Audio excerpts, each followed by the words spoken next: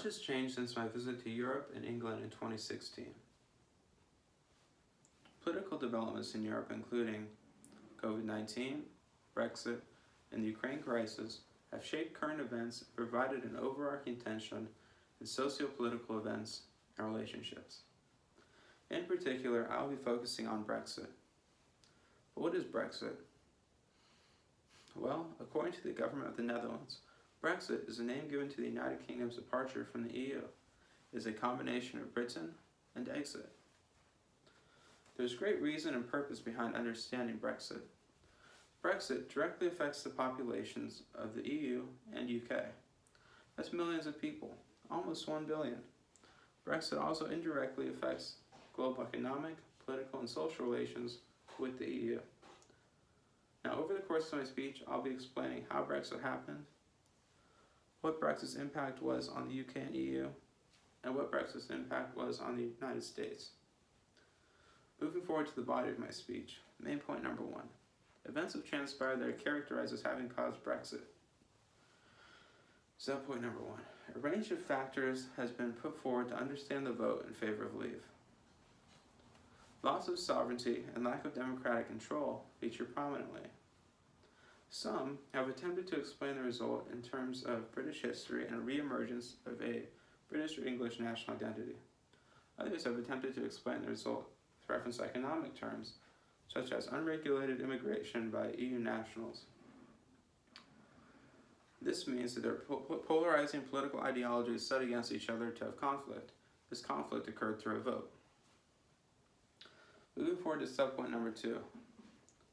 Bloomberg reports that Brexit occurred on January 31, 2020, when the UK legally revoked its membership to the 28-nation EU. Voters supported this move 52% to 48% nearly 3 years earlier.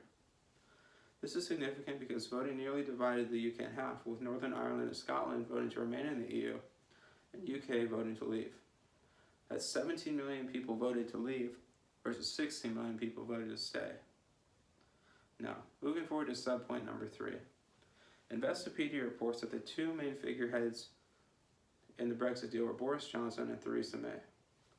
Boris Johnson became Prime Minister July 24, 2019, after 3 versions of the Brexit agreement proposed by Theresa May had been rejected by Parliament.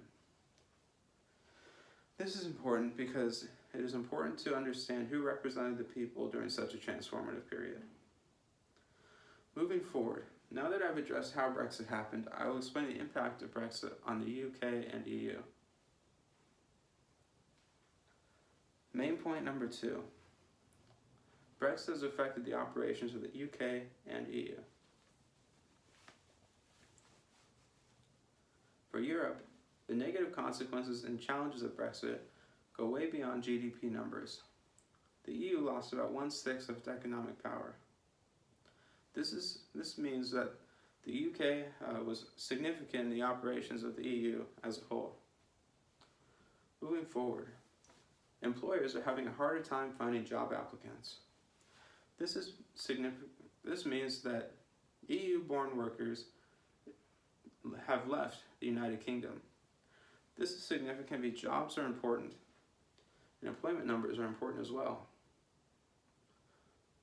Moving forward, Brexit has significantly diminished the influence of both sides, the United Kingdom and EU.